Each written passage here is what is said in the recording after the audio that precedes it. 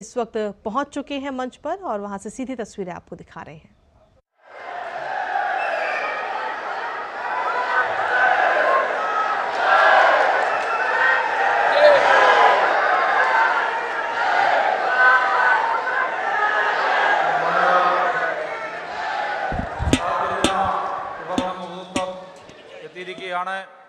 നമ്മുടെ ആദരണീയനായിട്ടുള്ള പ്രധാനമന്ത്രി ലോകാരാധ്യനായിട്ടുള്ള ശ്രീ നരേന്ദ്രമോദിജി ഇവിടെ എത്തിച്ചേർന്നിരിക്കുകയാണ്.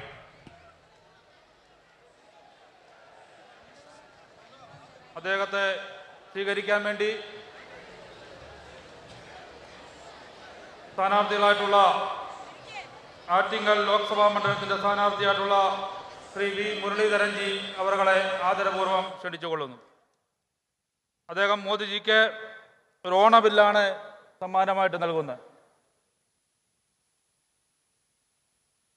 Attingal candidate Shri V Muraleedharanji presenting the traditional Onabill, which is an offering to Lord Sri Padmanabha Swami on auspicious occasion of Thiruvonam.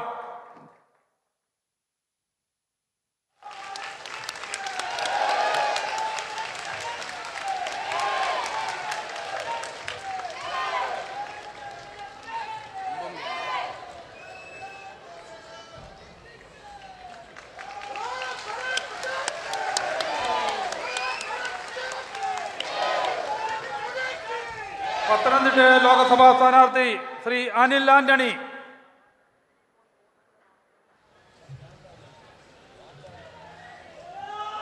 അത് ആറന്മുള കണ്ണാടിയാണ് നൽകിയിട്ടിരിക്കുന്നത്. കല്ലിൽ കൊത്തിയിട്ടുള്ള ആറന്മുള കണ്ണാടി ശ്രീ വിഷ്ണു മുരുകൻ എന്ന ആറന്മുളയിലെ പ്രവർത്തകൻ നൽകിയ ആറന്മുള കണ്ണാടിയാണ്. ആലപ്പുഴ മണ്ഡലത്തിലെ സ്ഥാനാർത്ഥി ശ്രീമതി ശോഭാ സുരേന്ദ്രൻ,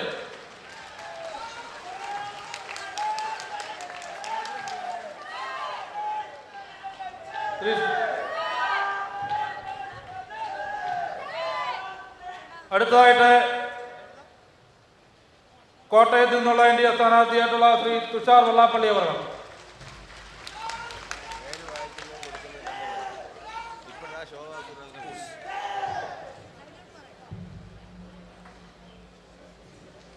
മാവേലിക്കര ലോക്സഭാ മണ്ഡലത്തിന്റെ സ്ഥാനാർത്ഥിയായിട്ടുള്ള ശ്രീ ബൈജു കലാശാല. അതേപോലെ ഇവിടെ സന്നിഹിതരായിട്ടുള്ള വനിതാ ഭാരവാഹികൾ, സ്വാതന്ത്ര്യ സമര സേനാനിയായിട്ടുള്ള ശ്രീ അക്കാമ്മ ചെറിയാന്റെ ചിത്രം ബഹുമാനപ്പെട്ട മോദിജിക്ക് സമ്മാനമായിട്ട് നൽകും. Akkamma Cheriyan, the Jhansi Rani of Travancore, a freedom fighter from Kerala. She is best known from the Vallivar she displayed during a mass protest rally led in 1938. She is among many unsung heroes of India's freedom struggle.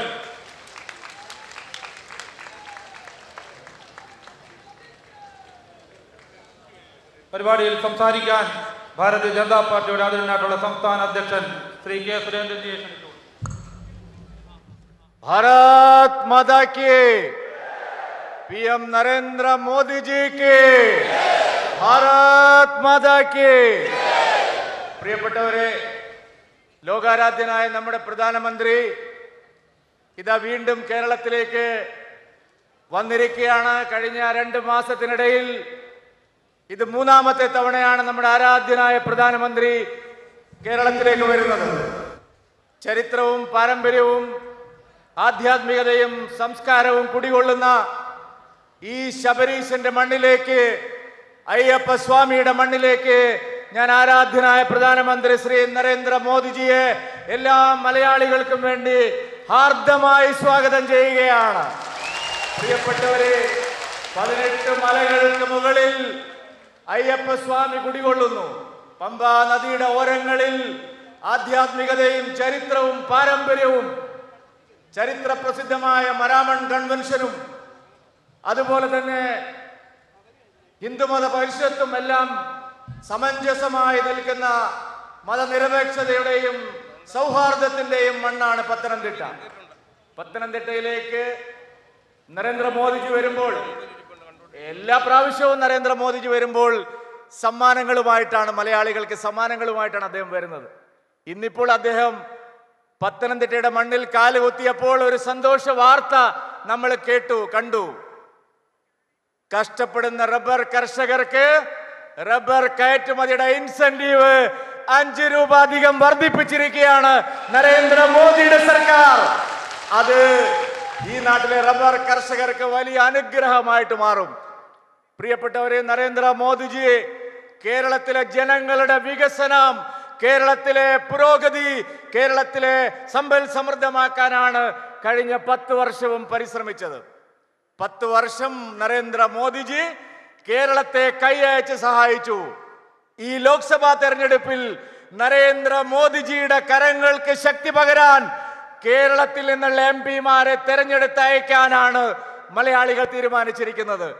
ആറ്റിങ്ങലിൽ നിന്ന് പ്രധാനമന്ത്രിയുടെ അനുഗ്രഹം തേടാൻ ശ്രീ വി മുരളീധരൻജി ഇവിടെ എത്തിയിട്ടുണ്ട്, നമ്മുടെ സ്ഥാനാർത്ഥി. പത്തനംതിട്ടയിൽ നിന്ന് അനിൽ കെ ആന്റണി മോദിജിയുടെ അനുഗ്രഹം തേടാൻ ഇവിടെ എത്തിയിട്ടുണ്ട്. കോട്ടയത്ത് മത്സരിക്കുന്ന BDJSന്റെ സ്ഥാനാർത്ഥി ശ്രീ തുഷാർ വെള്ളാപ്പള്ളി അവറുകൾ ഇവിടെ എത്തിയിട്ടുണ്ട്. ആലപ്പുഴയിൽ മത്സരിക്കുന്ന നമ്മുടെ പ്രിയങ്കരിയായ ശോഭാ സുരേന്ദ്രൻ ഇവിടെ എത്തിയിട്ടുണ്ട്. അതുപോലെ മാവേലിക്കരയിൽ മത്സരിക്കുന്ന ബൈജു കലാശാല ഇവിടെ എത്തിയിട്ടുണ്ട്. അവർക്ക് എല്ലാവർക്കും വേണ്ടി ഞാൻ ആദരണീയനായ പ്രധാനമന്ത്രി ശ്രീ നരേന്ദ്രമോദിജിയെ ഒരിക്കൽ കൂടി സ്വാഗതം ചെയ്യുകയാണ്. പ്രിയപ്പെട്ടവരെ, കേരളത്തിന് ആവശ്യം മോദിയുടെ ഗ്യാരണ്ടിയാണ് ഈ തെരഞ്ഞെടുപ്പിൽ കേരളം ചർച്ച ചെയ്യുന്നത്. എതിരാളികൾ തന്നെ പറഞ്ഞിരിക്കുകയാണ്, ഈ BJP നിർത്തിയിരിക്കുന്നത്, NDA നിർത്തിയിരിക്കുന്നത് ഏറ്റവും മികച്ച സ്ഥാനാർത്ഥികളെയാണ് കേരളത്തിൽ നിർത്തിയിരിക്കുന്നതെന്ന് എതിരാളികൾ തന്നെ സമ്മതിച്ചിരിക്കുകയാണ്. ഇത് മോദിജിയുടെ തെരഞ്ഞെടുപ്പാണ്, മോദിജിയുടെ ഗ്യാരണ്ടിയാണ് ഇവിടെ ചർച്ച ചെയ്യാൻ പോകുന്നത്. ഞാൻ എൻ്റെ വാക്കുകൾ ദീർഘിപ്പിക്കുന്നില്ല, സമയം വൈകിയത് കൊണ്ട്. ഒരിക്കൽ കൂടി നിങ്ങൾക്ക് എല്ലാവർക്കും വേണ്ടി ആദരണീയനായ പ്രധാനമന്ത്രി ശ്രീ നരേന്ദ്രമോദിജിയെ ഈ മണ്ണിലേക്ക് ഹാർദമായ സ്വാഗതം ചെയ്യുന്നു. ഒരു വലിയ കൈയ്യടിയോടുകൂടി നരേന്ദ്രമോദിജിയെ നമുക്ക് സ്വാഗതം ചെയ്യാം, അഭിനന്ദിക്കാമെന്ന് മാത്രം പറഞ്ഞുകൊണ്ട് നിർത്തുന്നു. നമസ്കാരം. നമ്മുടെ ആദരണീയനായിട്ടുള്ള പ്രധാനമന്ത്രി നമ്മളെ അഭിസംബോധന ചെയ്തുകൊണ്ട് സംസാരിക്കും. I invite our Honorable Prime Minister Sri Narendra Modi ji to address this meeting.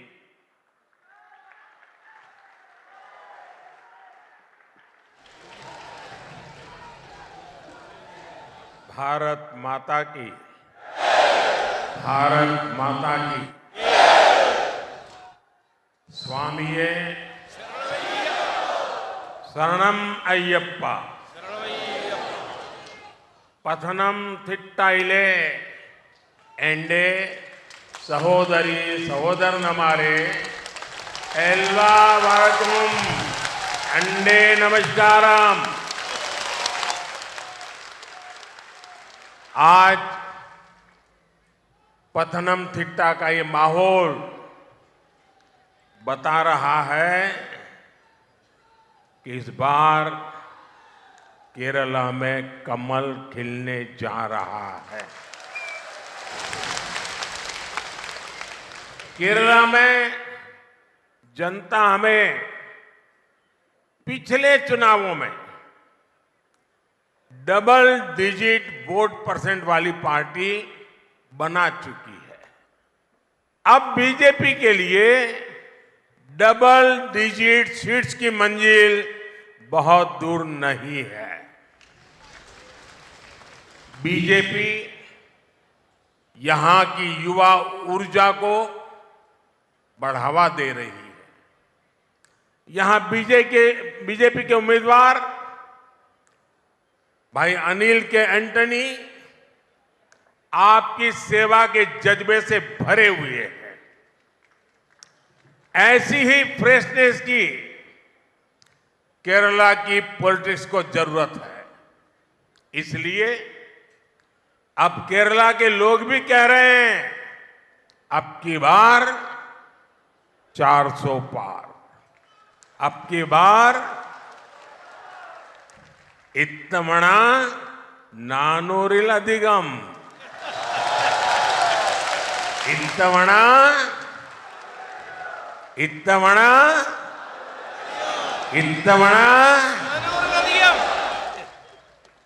ഇവിടെ വന്നപ്പോൾ നിങ്ങളുടെ ഈ ഇളകി പറയുന്ന അന്തരീക്ഷം കണ്ടപ്പോൾ ഒരു കാര്യം ഉറപ്പായി, ഈ പ്രാവശ്യം കേരളത്തിൽ താമര വിരിയുമെന്നുള്ള കാര്യം ഉറപ്പായി.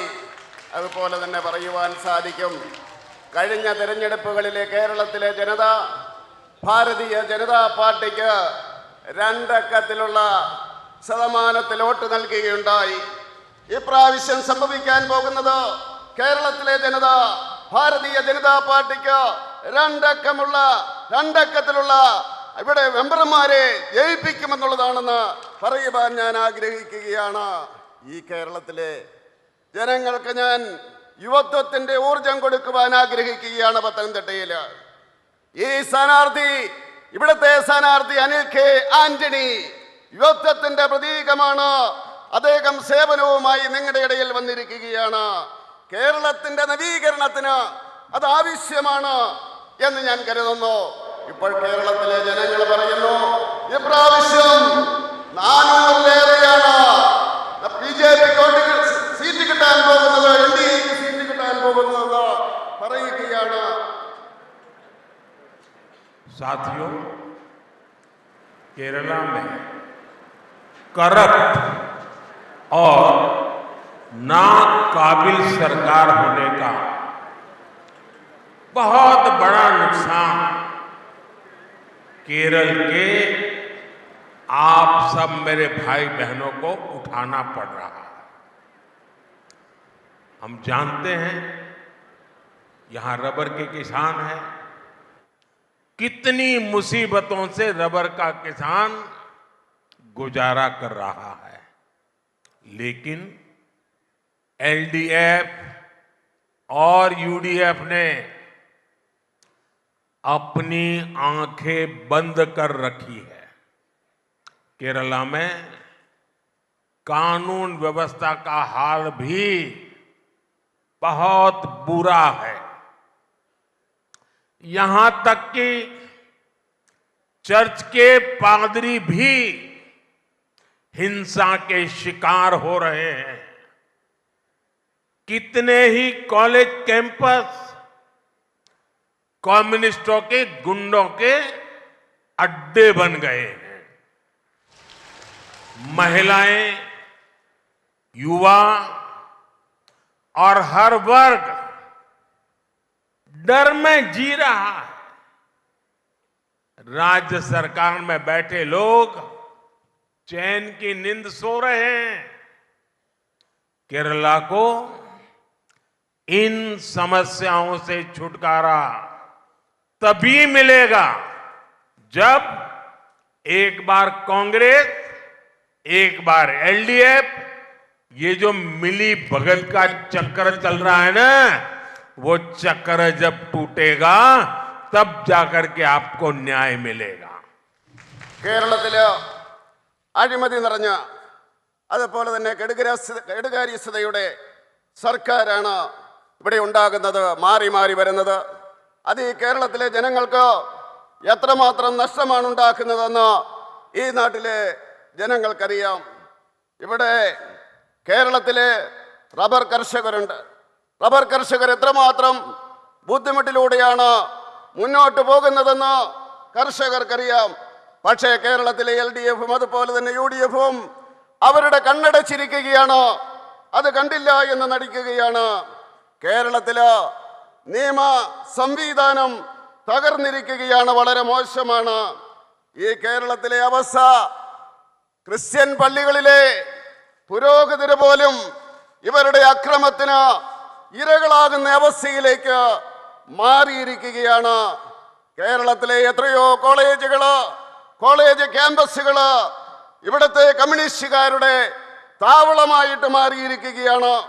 കേരളത്തിൽ മഹിളകളും യുവാക്കളും എല്ലാ വിഭാഗം ജനങ്ങളും ഭയപ്പെട്ടാണ് ജീവിക്കുന്നത്.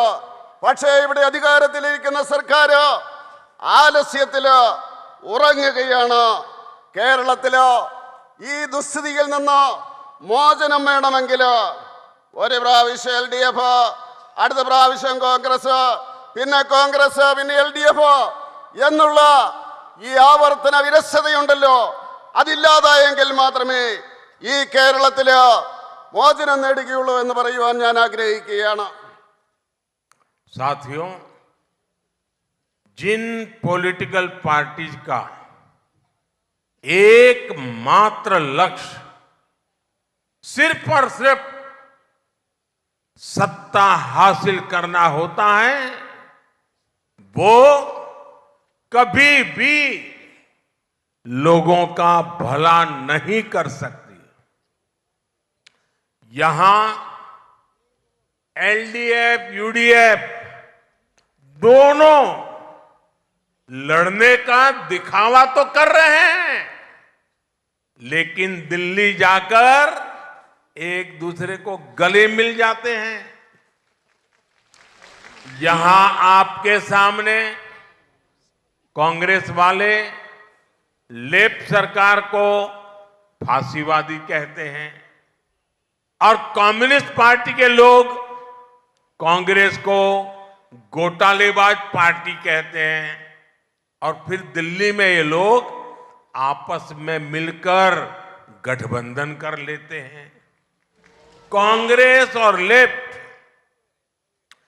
इन दोनों ने ही केरला को खूब ठगा है। इस खेल को केरला के लोग अब समझ गए हैं। खास करके मेरी माताएं बहनें, मेरे नौजवान उनके इस खेल को बराबर समझ गए हैं। ഈ കേരളത്തില് അധികാരത്തിൽ വരുന്നതിന് വേണ്ടി മാത്രം പ്രവർത്തിക്കുന്ന രാഷ്ട്രീയ കക്ഷികളാണ്. അവർക്ക് ഇവിടുത്തെ ജനങ്ങൾക്ക് വേണ്ടി ഒന്നും ചെയ്യുവാൻ സാധിക്കില്ല. ഈ LDF-ഉം അതുപോലെ തന്നെ UDF-ഉം കേരളത്തിൽ അവര് പരസ്പരം ഏറ്റുമുട്ടുന്നത് പോലെ കാണിക്കുകയാണ്. പക്ഷേ ഡൽഹിയിൽ ചെന്ന് കഴിഞ്ഞാൽ അവർ പരസ്പരം തോളോട് തോറ് നിൽക്കുകയാണ്. തീർച്ചയായിട്ടും ഇവിടുത്തെ ജനങ്ങളെ കബളിപ്പിക്കുകയാണ് ചെയ്യുന്നത് ഈ LDF-ഉം UDF-ഉം. ഇവിടുത്തെ സഹോദരിമാര്, അമ്മമാര്, യുവാക്കള് ഇവർക്കെതിരെ ശക്തമായിട്ട് പ്രതികരിക്കേണ്ട അവസരം വന്നിരിക്കുകയാണ്. ആ രീതിയിൽ കേരളത്തിലെ രാഷ്ട്രീയ അന്തരീക്ഷം മാറിയിരിക്കുകയാണ്. साथियों, कांग्रेस हो या लेफ्ट, इन दलों ने सत्ता के लालच में जिस तरह के खेल खेले, जिस तरह राज्यों को बर्बाद किया, वो भी अब लोग अच्छी तरह जानते हैं। इसलिए जिस राज्य से एक बार ये दल पराजित हो जाते हैं, ये दल निकल जाते हैं, वहां के लोग इन्हें वापस लौटने ही नहीं देते। अब देखिए पड़ोस में तमिलनाडु में कांग्रेस ने 1962 में आखिरी चुनाव जीता था। यूपी, गुजरात, बिहार में भी कांग्रेस ने 4 दशक पहले, 4 डेकेड पहले आखिरी चुनाव जीता था। ओडिशा में भी कांग्रेस 3 दशक से सरकार से बाहर ही है। देश के कितने ही राज्यों में आज कांग्रेस का एक मेंबर ऑफ पार्लियामेंट भी नहीं है। अब आप देखिए त्रिपुरा, बंगाल, ये राज्यों में ये लेफ्ट पार्टियों का सितारा इतना चमकता था, 3-3, 4 दशक तक उन्हीं की चलती थी। लेकिन एक बार जब लोगों ने त्रिपुरा से उनको हटाया, बंगाल से लेफ्ट वालों को हटाया, उसके बाद कितने ही साल हो गए कांग्रेस को और लेफ्ट को ये कोई घुसने नहीं देता है। ऐसे राज्यों के लोगों को ये सच्चाई पता है कि जितने साल उन्होंने कांग्रेस पर भरोसा किया, जितने साल उन्होंने लेफ्ट पर भरोसा किया, उतने साल उस राज्य का सर्वाधिक नुकसान हुआ है। രാഷ്ട്രീയ ലക്ഷ്യം വെച്ചുകൊണ്ട് അധികാരത്തിൽ വരുവാൻ ശ്രമിക്കുന്ന ഈ പാർട്ടികൾ സംസ്ഥാനങ്ങൾക്ക് എന്തുമാത്രം നഷ്ടമുണ്ടാക്കി എന്നുള്ളത് നമുക്ക് മനസ്സിലാക്കുവാൻ സാധിക്കും. അതുകൊണ്ട് തന്നെ ഒരു സംസ്ഥാനത്ത് നിന്ന് ഈ രാഷ്ട്രീയ പാർട്ടികൾ പുറത്താക്കി കഴിഞ്ഞാലോ കോൺഗ്രസ് ആയാലും കമ്മ്യൂണിസ്റ്റ് പാർട്ടി ആയാലും പിന്നെ ഒരിക്കലും ആ ജനത അവരെ തിരിച്ചു കൊണ്ടുവരുന്നില്ല. നമുക്ക് നോക്കാം, അയൽ സംസ്ഥാനമായിട്ടുള്ള തമിഴ്നാട്ടിലോ കോൺഗ്രസ് 1962 ആണ് അവസാനം തിരഞ്ഞെടുപ്പിൽ ജയിച്ചത്. എന്നിവരെയും അവർക്ക് തിരിച്ചു വരുവാൻ സാധിച്ചിട്ടില്ല. യുപിയിലും ഗുജറാത്തിലും ബംഗാളിലും 4 പതിറ്റാണ്ട് മുമ്പാണ് കോൺഗ്രസിന്റെ അവസാനത്തെ സർക്കാർ ഉണ്ടായത്. ഒറീസയിലോ ഏതാണ്ട് 3 പതിറ്റാണ്ട് മുമ്പാണ് കോൺഗ്രസ് അധികാരത്തിൽ നിന്ന് പുറത്തായത്. രാജ്യത്ത് എത്രത്തോളം സംസ്ഥാനങ്ങളിൽ കോൺഗ്രസിന് ഒരു പാർലമെന്റ് മെമ്പർ പോലും ഇല്ലാത്ത സംസ്ഥാനങ്ങളുണ്ട്. നമുക്കറിയാം, ത്രിപുരയിലും ബംഗാളിലും ആ ചുവപ്പ് താരം എത്രമാത്രം തിളങ്ങിയിരുന്നതാണ്. ഇന്ന് അവിടുത്തെ ജനങ്ങൾ അവരെ തിരിച്ചറിഞ്ഞിരിക്കുന്നു. അവരെ അധികാരത്തിൽ നിന്ന് തുത്തെറിഞ്ഞു. അവർക്കിനിയും വരുവാൻ സാധിക്കില്ല.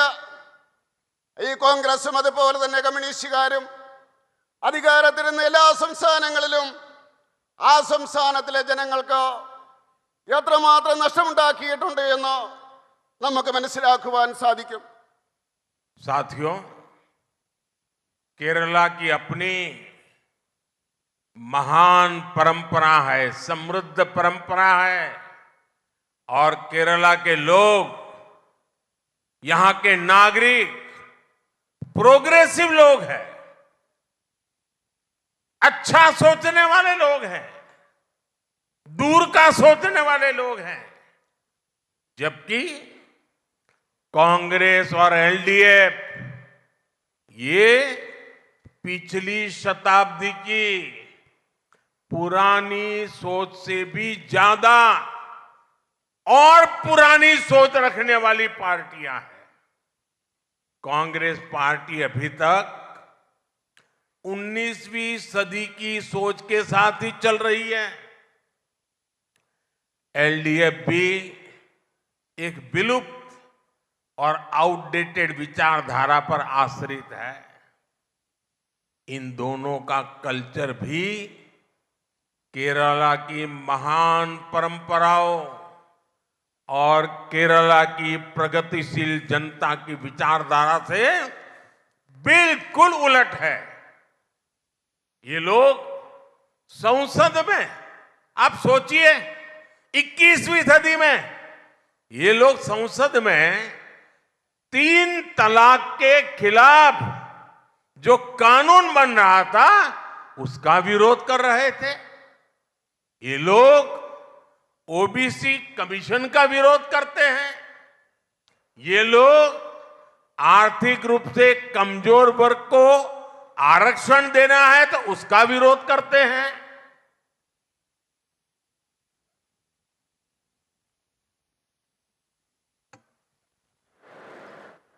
ഈ കേരളത്തിലെ ജനങ്ങൾ അവരെ സാംസ്കാരികമായിട്ട് ഉന്നത നിലവാരം പുലർത്തുന്നവരാണ്.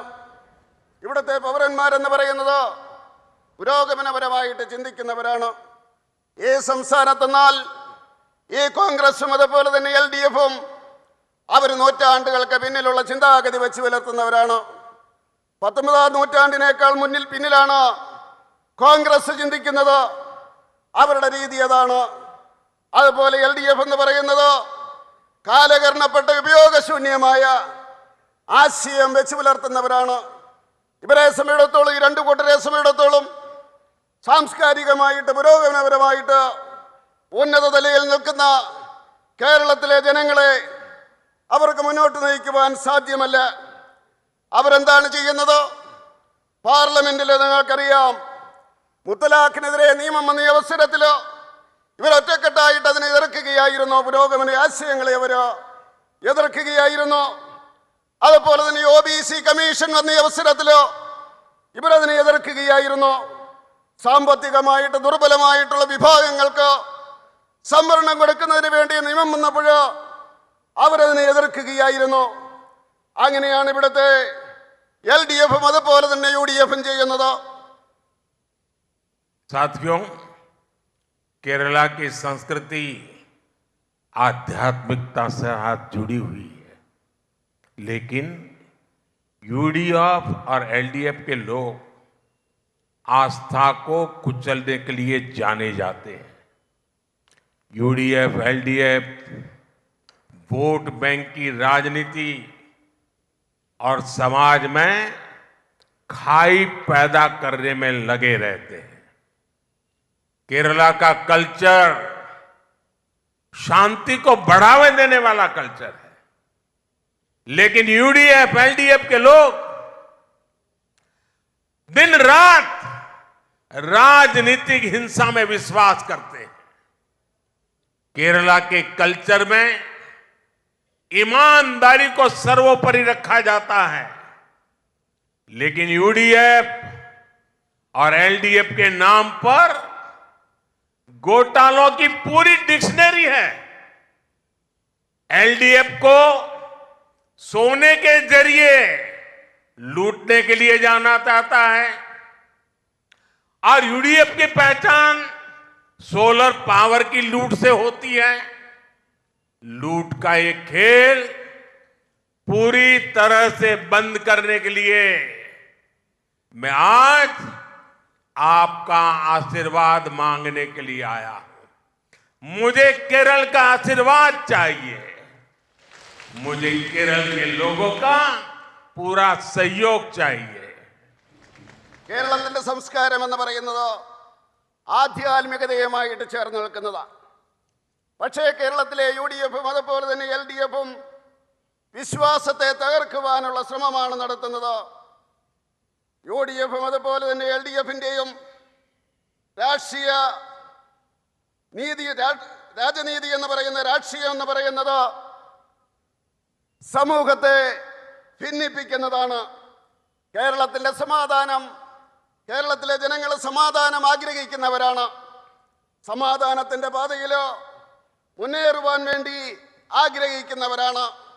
പക്ഷേ കേരളത്തിലെ UDFും അതുപോലെ തന്നെ LDFും അവര് അക്രമ രാഷ്ട്രീയത്തിൽ വിശ്വസിക്കുന്നവരാണ്.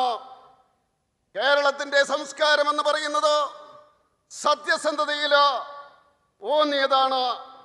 പക്ഷേ LDFിൻ്റെയും UDFിൻ്റെയും അവരുടെ ഈ അഴിമതിയുടെ കുംഭകോണത്തിൻ്റെ ശബ്ദകോശം തന്നെയായിട്ട് അവർ മാറിയിരിക്കുകയാണ്. LDFും UDFും. LDF സ്വർണത്തിന്റെ രൂപത്തിലാണ് കൊള്ള നടത്തുന്നതെങ്കിൽ UDF അവര് സോളാർ ശക്തിയുടെ രൂപത്തിലാണ് കൊള്ള നടത്തുന്നത്. ഈ കൊള്ള അവസാനിപ്പിക്കണമെങ്കിൽ തീർച്ചയായിട്ടും എനിക്ക് നിങ്ങളുടെ ആശീർവാദം വേണം. കേരളത്തിലെ ജനങ്ങളുടെ സഹകരണം കിട്ടുകയാണ് എങ്കിൽ ഈ കൊള്ള ഞാൻ അവസാനിപ്പിക്കുമെന്ന് പറയാൻ ആഗ്രഹിക്കുക. साथियों, यहां की करप्ट सरकार के बावजूद बीजेपी सरकार केरला के आप लोगों के विकास के लिए पूरी ताकत से काम कर रही है। अगर मैं आपको सिर्फ पथनमथिट्टा जिले में बीजेपी सरकार के विकास कार्य बताऊंगा तो आप अंदाजा लगा पाएंगे कि हम केरल के लोगों के कल्याण के लिए कितना काम कर रहे हैं। मैं एक जिले का बताता हूं। पतनमथिट्टा में अराउंड 3,50,000 परिवारों को जल जीवन मिशन के तहत नल से जल का कनेक्शन दिया गया है। पतनमथिट्टा में लगभग 5 लाख लोगों को पीएम गरीब कल्याण योजना के तहत मुफ्त राशन मिल रहा है। पतनमथिट्टा में 1,50,000 से ज्यादा किसानों को पीएम किसान सम्मान निधि के 380 करोड़ रुपए दिए गए हैं। पतनमथिट्टा में 1,50,000 से ज्यादा पशुओं का वैक्सीनेशन हुआ है। यहां करीब 12,000 महिलाओं को उज्ज्वला योजना के तहत एलपीजी कनेक्शन दिया गया है। ഇവിടുത്തെ അഴിമതി നിറഞ്ഞ സർക്കാരുകൾ കേരളത്തെ തകർക്കുവാൻ വേണ്ടി ശ്രമിക്കുന്ന അവസരത്തിലോ കേന്ദ്രത്തിലെ ബിജെപി സർക്കാരോ കേരളത്തിന് വേണ്ടി കേരളത്തിന്റെ പുരോഗതിക്ക് വേണ്ടി ശ്രമിച്ചുകൊണ്ടിരിക്കുകയാണ്. പൂർണ്ണമായിട്ടുള്ള ശക്തി അതിനുവേണ്ടി ഞാൻ ഉപയോഗിക്കുകയാണ്. ഈ പത്തനംതിട്ട ജില്ലയിൽ മാത്രം കേന്ദ്ര സർക്കാർ നടപ്പിലാക്കിയ പദ്ധതികളെ പറ്റി നിങ്ങൾ കേൾക്കുകയാണെങ്കിലോ നിങ്ങൾക്ക് മനസ്സിലാകും കേന്ദ്ര സർക്കാർ എത്രമാത്രം ജനക്ഷേമ പദ്ധതികളാണ് നടപ്പിലാക്കുന്നതെന്ന് നിങ്ങൾക്ക് മനസ്സിലാക്കാൻ സാധിക്കും. ഞാനിപ്പോൾ പറയുന്നത് പത്തനംതിട്ട ജില്ലയുടെ കാര്യം മാത്രമാണ്. ഏതാണ്ട് 3,50,000 കുടുംബങ്ങൾക്ക് ഈ പത്തനംതിട്ട ജില്ലയില് ജൽ ജീവൻ പദ്ധതിയുടെ അടിസ്ഥാനത്തില് ടാപ്പുകൾ ഘടിപ്പിച്ചു കൊടുത്തിരിക്കുന്നു വീടുകളില്. അതുപോലെ തന്നെ ഈ പത്തനംതിട്ട ജില്ലയില് ഏതാണ്ട് 5 ലക്ഷം ജനങ്ങൾക്ക് ഗരീബ് കല്യാൺ പദ്ധതിയുടെ അടിസ്ഥാനത്തില് സൗജന്യമായിട്ടുള്ള റേഷൻ കൊടുത്തുകൊണ്ടിരിക്കുകയാണ്. അതുപോലെ തന്നെ ഈ പത്തനംതിട്ട ജില്ലയില് 1,50,000 കർഷകർക്ക് കിസാൻ സമ്മാൻ നിധിയുടെ അടിസ്ഥാനത്തില് രൂപ കൊടുത്തുകൊണ്ടിരിക്കുന്നു. എത്രയാണെന്ന് അറിയണ്ടേ? 380 കോടി രൂപ ഈ പത്തനംതിട്ട ജില്ലയ്ക്ക് വേണ്ടി കൊടുത്തിരിക്കുകയാണ്. അതുപോലെ തന്നെ ഈ പത്തനംതിട്ട ജില്ലയില് 1,50,000 വളർത്തുമൃഗങ്ങൾക്ക് വാക്സിനേഷൻ കൊടുത്തിരിക്കുന്നു. അതുപോലെ തന്നെ ഈ പത്തനംതിട്ടയില് 12,000 സ്ത്രീകൾക്ക് ഉജ്ജ്വല യോജനയുടെ അടിസ്ഥാനത്തില് എൽപിജി കണക്ഷൻ കൊടുത്തിരിക്കുകയാണ്. केरला के विकास के लिए बीजेपी सरकार के इन प्रयासों के बीच ये भी जरूरी है कि केरला के लोगों की सही भावनाएं केंद्र सरकार तक पहुंचे।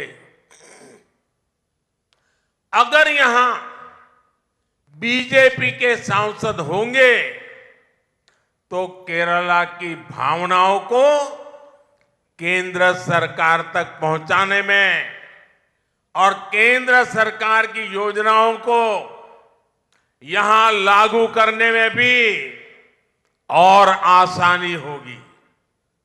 केरला के लोगों को विकास की जिन योजनाओं परियोजनाओं की जरूरत है वो अपनी बात बीजेपी सांसदों से और बेहतर तरीके से लोग अपनी बात पहुंचा पाएंगे। और मोदी आपकी इच्छा पूर्ति में कोई कमी नहीं रखेगा। ये मोदी की गारंटी है। ये है മോദിയുടെ ഗ്യാരണ്ടി. കേരളത്തിലെ ജനങ്ങൾക്ക് വേണ്ടിയുള്ള വികസന പ്രവർത്തനങ്ങൾ കേന്ദ്ര സർക്കാർ നടത്തുമ്പോൾ തന്നെ ഇവിടുത്തെ ജനങ്ങളുടെ യഥാർത്ഥ വികാരം കേന്ദ്ര സർക്കാരിൽ എത്തിക്കുന്നതിന് ഇവിടെ നിന്ന് എം പിമാരുണ്ടാകേണ്ടിയിരിക്കുന്നു. ഇവിടെ എം പി തിരഞ്ഞെടുക്കപ്പെട്ട് കഴിഞ്ഞാൽ കേരളത്തിലെ ജനങ്ങളുടെ യഥാർത്ഥ വികാരം അവരിലൂടെ കേന്ദ്ര സർക്കാരിലോ എത്തിക്കുവാൻ സാധിക്കും. അതിനാവശ്യമായിട്ടുള്ള പദ്ധതികളോ പരിപാടികളോ അത് നടപ്പിലാക്കാൻ സാധിക്കും.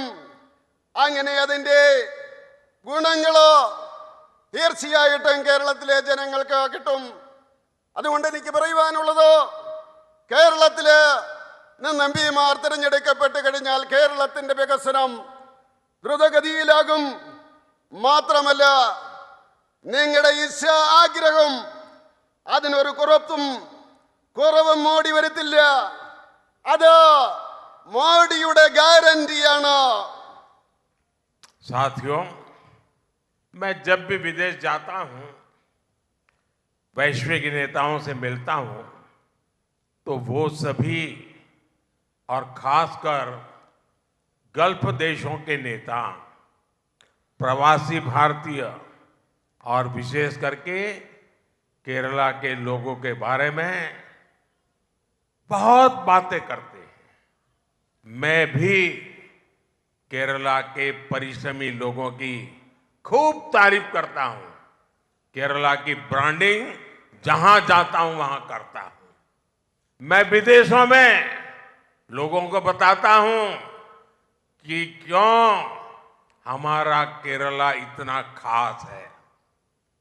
मुझे याद है, भारत ने 2022 में यूएई के साथ ट्रेड एग्रीमेंट किया था। इससे आने वाले वर्षों में सैकड़ों बिलियन डॉलर के कारोबार और निवेश का रास्ता तैयार हुआ। इससे किसका फायदा होगा? इसका लाभ केरला के हमारे उन ऊर्जावान युवाओं को होगा जो बड़ी संख्या में यूएई में रहते हैं। जब 2021 में मेरी वेटिकन में हिज होलीनेस पोप फ्रांसिस से मुलाकात हुई थी, तब भी मैंने केरला का विशेष जिक्र किया था। भारत में हो रही प्रगति के बारे में जानकर भी वो भी बहुत प्रभावित हुए थे। അതുപോലെ തന്നെ വിദേശത്ത് പോകുന്ന അവസരത്തിലോ ഞാൻ അവിടുത്തെ നേതാക്കന്മാരോടോ പ്രവാസി ഭാരതീയരെ പറ്റി സംസാരിക്കാറുണ്ട്.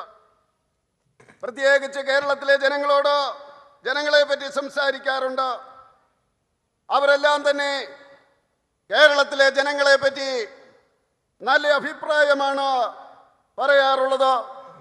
ഞാൻ അവരോട് കേരളത്തിലെ കഠിനാധ്വാനികളായിട്ടുള്ള ജനങ്ങളെ പറ്റി ഞാൻ പറയാറുണ്ട്. കേരളത്തിൻ്റെ ബ്രാൻഡിങ് എവിടെ ചെന്നാലും ഞാൻ നടത്താറുണ്ട്. അത് കേരളത്തോടുള്ള പ്രത്യേകമായിട്ടുള്ള താല്പര്യം കൊണ്ടാണ്. കാരണം ഈ കേരളം എന്ന് പറയുന്നത് നമ്മളെ സംബന്ധിച്ചിടത്തോളം വളരെ പ്രിയപ്പെട്ടതാണ്. ഭാരതം 2022 യുഎഇയുമായിട്ട് വ്യാപാര കരാറ് ഒപ്പുവെക്കുകയുണ്ടായി. അതുകൊണ്ടുണ്ടാകുന്ന ഗുണമെന്ന് പറയുന്നത് ശതക്കണക്കിന് കോടി ബില്യൺ ഡോളറിന്റെ പ്രവർത്തനങ്ങൾ ഉണ്ടാകും. അതിൻ്റെതായിട്ടുള്ള നേട്ടങ്ങളുണ്ടാകും. ആർക്കാണ് ഇതിൻ്റെ നേട്ടമുണ്ടാകുക? ആർക്കാണ് ഇതിൻ്റെ ഗുണമുണ്ടാകുക? കേരളത്തിൽ നിന്നുള്ള ഊർജ്ജസ്വലരായിട്ടുള്ള യുവാക്കള് അവർ യുഎഇയിലുണ്ട്. അവർക്കായിരിക്കും അതിൻ്റെ വലിയ ഗുണം കിട്ടാൻ പോകുന്നത്. 2021 ഞാൻ വത്തിക്കാൻ സന്ദർശിച്ച അവസരത്തില് പരിശുദ്ധ ഫ്രാൻസിസ് പാപ്പയുമായിട്ട് കാണുകയുണ്ടായി. അപ്പോഴും അദ്ദേഹം സംസാരിച്ച അവസരത്തില് ഞാൻ അദ്ദേഹത്തോട് പറയുകയുണ്ടായി, കേരളത്തിലെ വിശേഷങ്ങള് സർക്കാരിൻ്റെ ശ്രമപരമായിട്ട് ഭാരതത്തിലുണ്ടായിട്ടുള്ള വികസനത്തിൽ അദ്ദേഹം വളരെ തൽപരനായിരുന്നു. साथियों, पिछले 10 वर्षों में हमने देश के हर क्षेत्र, हर वर्ग के लिए जितना ज्यादा काम कर सकते हैं करने का प्रयास किया है। आप जानते हैं, हम युद्ध के बीच फंसी हमारी नर्स बहनों को भारत वापस लेकर आए थे इराक से। हमने संकट में फंसे हमारे पादरियों को बाहर निकाल करके सुरक्षित वापस लाए थे।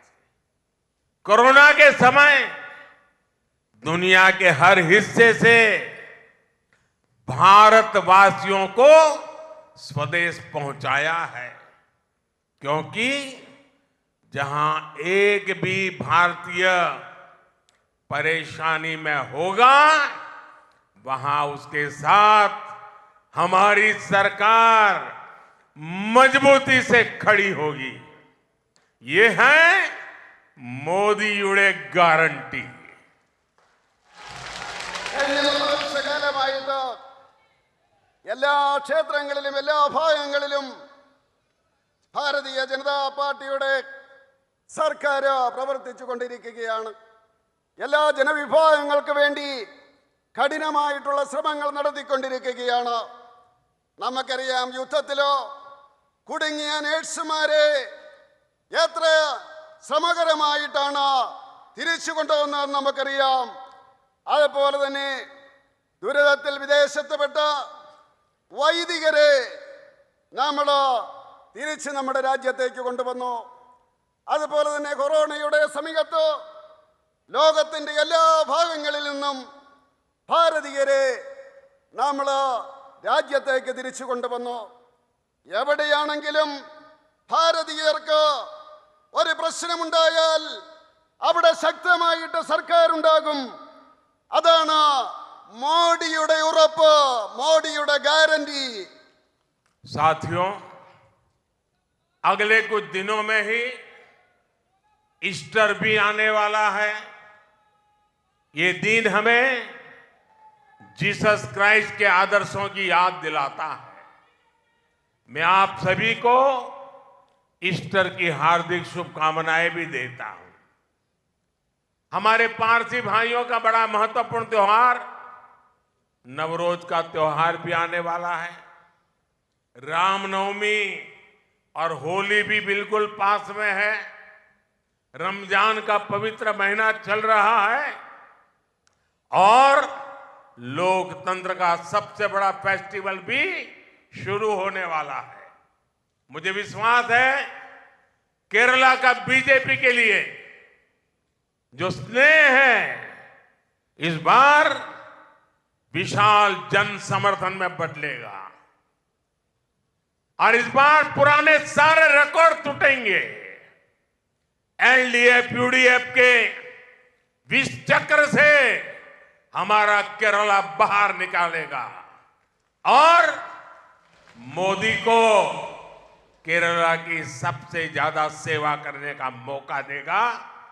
मैं आपसे वादा करता हूं कि मोदी केरला के विकास के लिए कोई कोर कसर नहीं छोड़ेगा। ഏതാനും ദിവസത്തിനുള്ളിൽ പവിത്രമായിട്ടുള്ള ഈസ്റ്റർ വരികയാണ്. ആ ഈസ്റ്റർ ദിനത്തിലോ യേശുക്രിസ്തുവിൻ്റെ വചനങ്ങളും ആശയങ്ങളും നമ്മൾ ഒരുപിടിക്കുണ്ടായി. തീർച്ചയായിട്ടും ഈ അവസരത്തിലോ ഞാൻ എല്ലാവർക്കും ഈസ്റ്ററിൻ്റെ ആശംസകൾ നേരുകയാണ്. അതുപോലെ തന്നെ ഈ പാർസി വിഭാഗം ജനങ്ങൾ നവരോജ് ഉത്സവം നടത്തുകയാണ്. പവിത്രമായിട്ടുള്ള രാമനവമി വരികയാണ്. ഹോളി അടുത്ത് വരുന്നു. റംസാൻ നോയമ്പ് തുടങ്ങിയിരിക്കുന്നു. ജനാധിപത്യത്തിൻ്റെ ഏറ്റവും വലിയ ഉത്സവമായിട്ടുള്ള ഇലക്ഷനും വന്നിരിക്കുകയാണ്. തീർച്ചയായിട്ടും നമുക്ക് ഈ അവസരത്തിൽ ജനാധിപത്യത്തിൻ്റെ വിജയത്തിന് വേണ്ടി നമ്മൾ ശ്രമിക്കണം. തീർച്ചയായിട്ടും ഈ സ്നേഹം, BJPയുടെ നേരെയുള്ള സ്നേഹം, അത് വലിയ രീതിയിലുള്ള ജനസമ്മതിയായിട്ട് മാറണമെന്ന് ഞാൻ പറയുവാൻ ആഗ്രഹിക്കുകയാണ്. LDFിൻ്റെയും UDFിൻ്റെയും ഈ ആവർത്തന വിരസതയുടെ ഈ ചക്രത്തിൽ നിന്ന് നമ്മൾ മുക്തരാകേണ്ടിയിരിക്കുന്നു. ഞാൻ നിങ്ങൾക്ക് വാക്ക് തരുവാൻ ആഗ്രഹിക്കുകയാണ്. വികസനത്തിൻ്റെ കാര്യത്തിൽ കേരളത്തെ സംബന്ധിച്ചിടത്തോളം ഒരു വിട്ടുവീഴ്ചയ്ക്കും മോഡി തയ്യാറല്ല എന്ന് പറയുവാൻ ഞാൻ ആഗ്രഹിക്കുകയാണ്.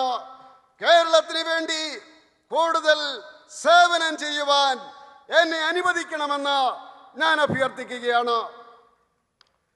मेरे साथ बोलिए, भारत माता की, भारत माता की, भारत माता की। बहुत बहुत धन्यवाद।